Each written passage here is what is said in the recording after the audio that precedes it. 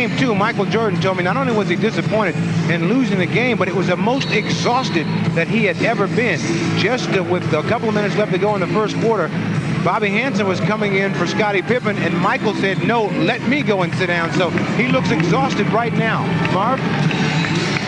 All right, Ahmad, it was during the course of that series against the Knicks where it looked like at times Michael Jordan was worn down, lost his legs. He did go through a series of injuries, and then in the series against Cleveland, he had the congestion problem, fighting off a cold, touch of the flu, but he's been strong the last week, although, as Ahmad just pointed out, he was tired in Game 2 on Friday night, and that obviously is the case here again.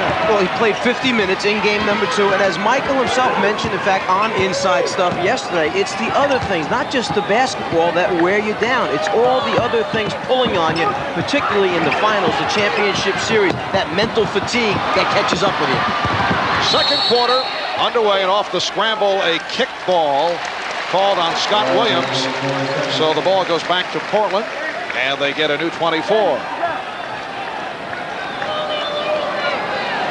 Rick Adelman has Danny Ainge and Enos Watley now in the backcourt. Clyde Drexler moves up front, being guarded by Scottie Pippen. Jerome Kersey is back. Cliff Robinson also on the floor. Kersey for Robinson. Has not been hitting the outside shot. In fact, has been way off. You know what I find unusual? In Game 1, Portland scores 30 points at Chicago. Game 2, they scored 31 points at Chicago in the first quarter.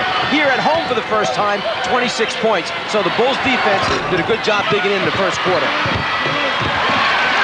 And Drexler comes out of the pack. Watley rejected by Williams. That's his second block. And it's another time we see Williams coming from the off side of the floor to help a teammate out. He does that so well, anticipating when he might be needed. Pippen using the screen. And a loose ball foul called on Portland. It's on Kersey, his second. Team defense starts with an understanding of when someone needs help. Right there, Watley getting set to shoot it over the top of a smaller B.J. Armstrong. The big guy, Williams, over for the block.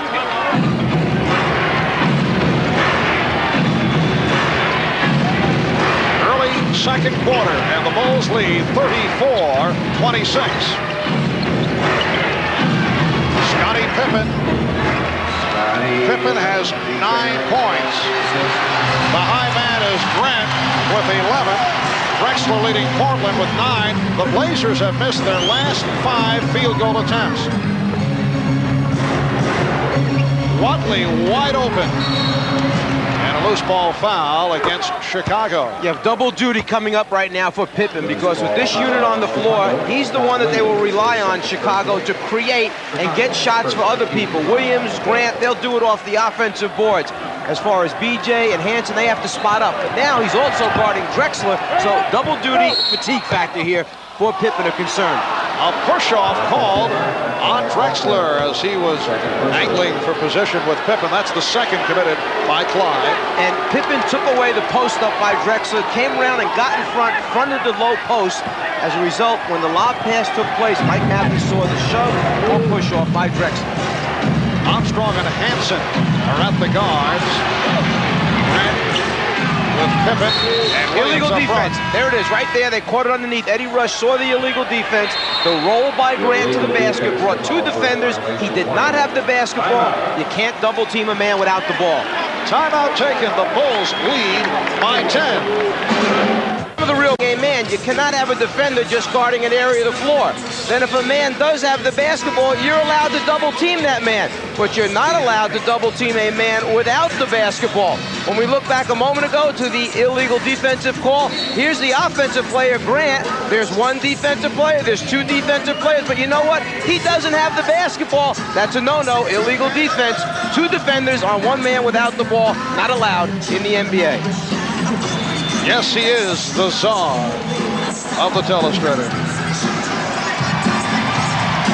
Portland has missed its last 6 field goal attempts, and they have not shot well. Only 10 of 24. Clyde Drexler, sitting down now after picking up his second foul. Clyde has shot well, 4 of 6 for 9 points. While Chicago, 15 of 25, 60% shooting.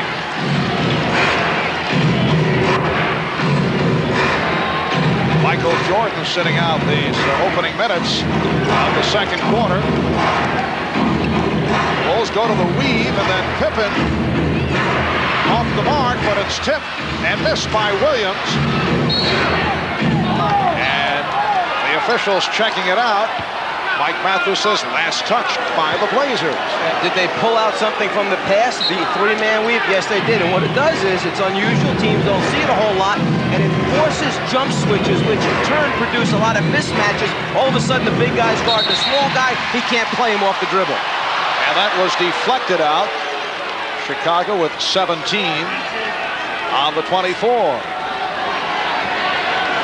A 10-point Chicago advantage, their biggest lead of the game. Cartwright, yes.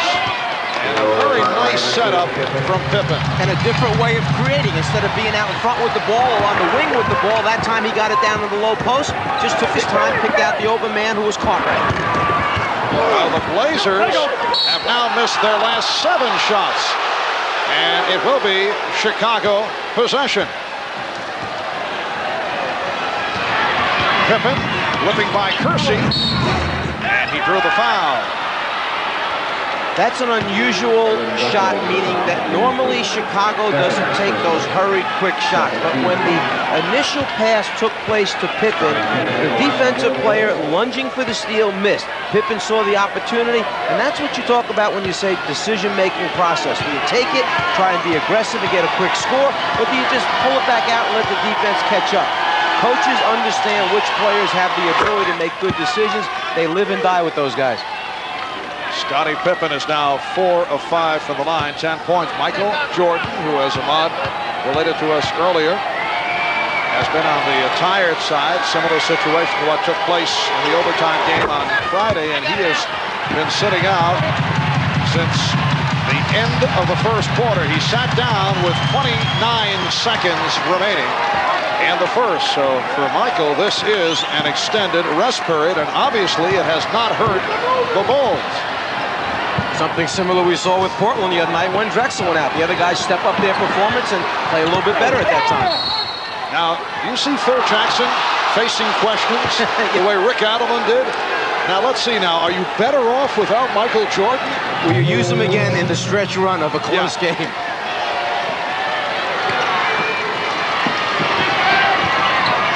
is an 8-0 advantage since Jordan sat down. Hansen.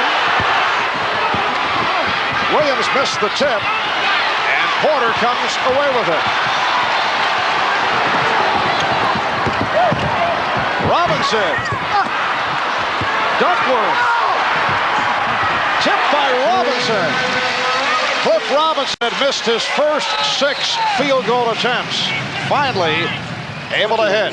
A 20-second timeout taken by the Bulls. The Bulls lead 40-28.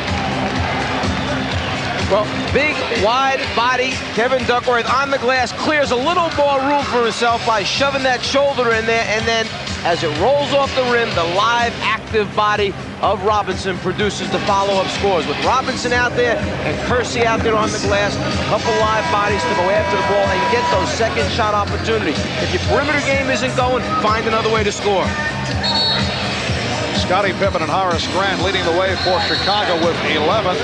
And you check out the Scottie Pippen profile throughout the playoffs, and it's really startling to see when he does well, the Bulls win. In effect, they need the combination of Pippen with Jordan. But check it out, in the 12 wins, he shoots 51%, averages 21 per game. And the 6 losses, look at the figures on the left-hand side of your screen. 36% shooting, and his entire stat line is down. Statistics can be deceiving at times.